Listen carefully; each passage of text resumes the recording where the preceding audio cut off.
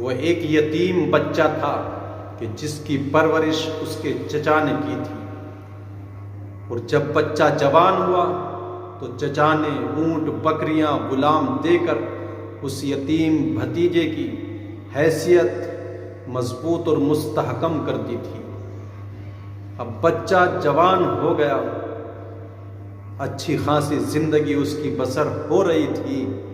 اب کہتے ہیں کہ کچھ دنوں کے بعد بچے کو توحید کا شوق پیدا ہوا، ایمان اور اسلام کی لگن دل میں پیدا ہوئی۔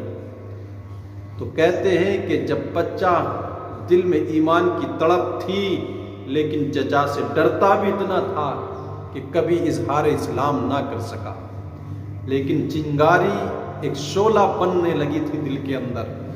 حضور نبی رحمت صلی اللہ تعالی علیہ وسلم جب فتح مکہ سے واپس ہوئے تو اس یتیم بچے نے اپنے چچا سے کہا، ایک زمانہ ایک مدت گزر گئی مجھے انتظار کرتے کرتے کہ کب آپ کے دل میں ایمان کی شمع جاگے گی اور کب آپ کے دل میں ایمان کی تحریک اور جذبہ پیدا ہوگا، اور کہا میں مسلمان ہونا چاہتا ہوں، اور میں اپنی زندگی میں دیکھ رہا ہوں تمہاری حالت ویسی کی ویسی ہے، کوئی انقلاب نہیں ہے۔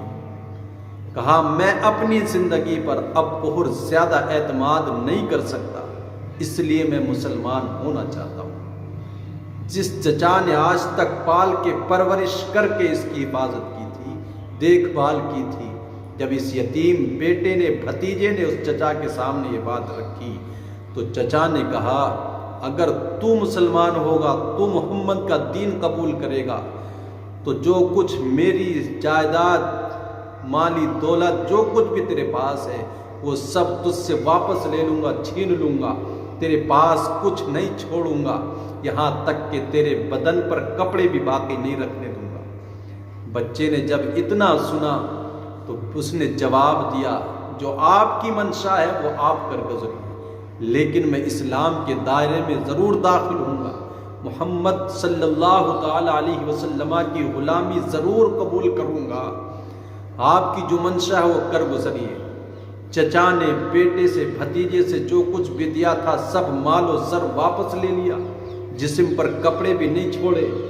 اب یہ بچہ ایک پھٹی پرانی چادر اپنے جسم پر، بدن پر لپیٹ کر چچا کے گھر سے واپس ماں کی خدمت میں آتا ہے، اور ماں سے کہا، ماں میں مسلمان ہوں، موحد ہوں، اور محمد کی غلامی اختیار کرنا چاہتا ہوں، شرک بت پرستی سے بیزار ہوں، آپ بدن چھپانے کے لیے کپڑوں کی ضرورت ہے، اگر کچھ دے سکتی ہو تو میری مدد کرو۔ تو ماں نے اس کو ایک کمبل دیا۔ اس یتیم بیٹے نے اس کمبل کے 2 ٹکڑے کیے، ایک کا تہمت بنایا اور دوسرے کی چادر بنا کر اوپر بدن پر ڈھانپ لیتا ہے۔ اس کے بعد اب حضور نبی رحمت صلی اللہ تعالی علیہ وسلم کی خدمت بابرکت میں حاضری کے لیے شہر رسول مدینہ منورہ شرف اللہ تعظیماً و تکریمہ میں حاضر ہوتا ہے۔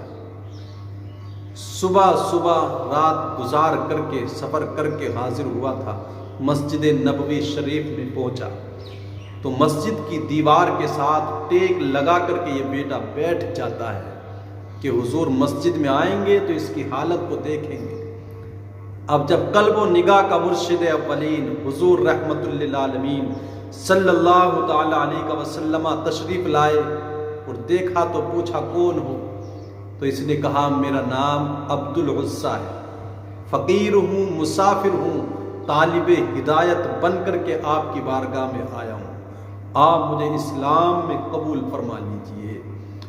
اب حضور نبی رحمت صلی اللہ تعالی علیہ وسلم کی بارگاہ میں رہ کر کے بڑے ذوق شوق محنتوں کے ساتھ یہ تعلیم حاصل کرتا رہا۔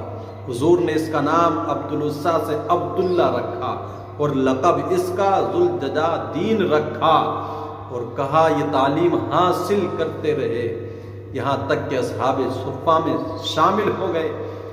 ایک دن حضور نبی رحمت صلی اللہ تعالی علیہ وسلم کی عدم موجودگی میں یہ اپنی محنت لگن کے ساتھ اپنا سبق یاد کر رہے تھے، تعلیم حاصل کر رہے تھے۔ اور کچھ لوگ نوافل میں مشغول تھے۔ حضرت عمر رضی اللہ تعالی عنہ نے دیکھا لوگ نوافل پڑھ رہے ہیں اور یہ اعرابی دیہاتی اپنی تعلیم میں مشغول ہے، لوگوں کی قرات میں مداخلت مشقت پیدا ہوتی ہے، مزاحمت ہوتی ہے۔ تو حضور تشریف لے آئے، حضرت عمر کچھ کہنا چاہتے تھے لیکن حضور نے ارشاد فرمایا اس کو کچھ مت کہنا، یہ اسلام کے لیے اپنا سب کچھ چھوڑ کر کے آیا ہے۔ اس کے بعد سے حضرت عبداللہ سے کسی نے کچھ نہیں کیا۔ انہی کے سامنے غزوہ تبوک کی تیاری ہونے لگی۔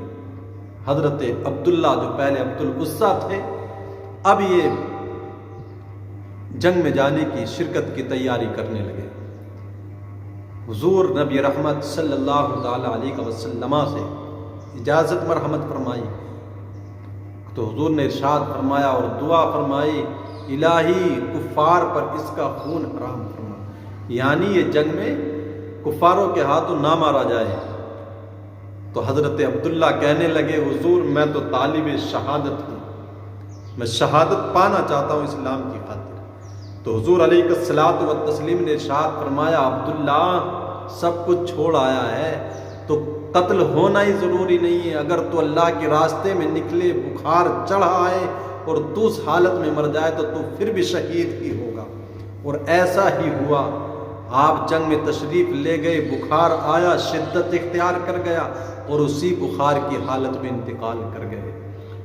اب کیا خوش نصیبی کے دن تھے آج۔ حضرت بلال بن حارث مزنی رحمۃ اللہ تعالی علیہ ارشاد فرماتے ہیں کہ میں نے عبداللہ کے دفن کی کیفیت کو دیکھا ہے کہ وہ پہلے حضرت بلال کے ہاتھوں میں آئے، حضرت ابو بکر و عمر ان کی قبر میں ان کو اتار رہے تھے اور حضور نبی رحمت صلی اللہ تعالی علیہ وسلم خود ان کی قبر میں تشریف لے کر گئے اور کہا ابو بکر و عمر سے میرے پیارے دوست کو میرے قریب لاؤ۔ حضور اپنے ہاتھوں سے قبر کی اینٹیں لگا رہے تھے اور زبان نبوت سے ارشاد فرماتے تھے اللہ میں ان سے راضی ہوں، تو بھی ان سے راضی ہو جا۔ جب یہ منظر دیکھا صحابہ نے تو حضرت عبداللہ ابن مسعود کہنے لگے کاش اس قبر میں میں دفن ہوتا جس میں بلال، ابو بکر و عمر اور میرے آقا خود اس صحابی کو اتار رہے ہیں۔ کہا کتنی خوش نصیبی کے دن تھے۔ عبداللہ ابن مسعود نے آرزو ظاہر کی کاش میں اس قبر میں دفن ہوتا۔ یہ بڑی خوش نصیب لوگ ہوا کرتے ہیں، کتنی مشقتوں کے ساتھ زندگی بسر کی، باپ کا سایہ بھی نہیں تھا، لیکن دولت ایمان پانے کے لیے وہ تڑپ اور لگن جذبہ جو دل کے اندر تھا وہ رب نے عطا فرمایا اور پھر فیض اتنا پایا بارگاہ مصطفیٰ سے کہ قبر میں حضور تشریف لے جا رہے ہیں۔ بتا جس امتی کی قبر میں، جس عاشق رسول کی قبر میں مصطفیٰ آ جائیں اتارنے کے لیے تو اس کی خوش نصیبی کی کیا انتہا ہو۔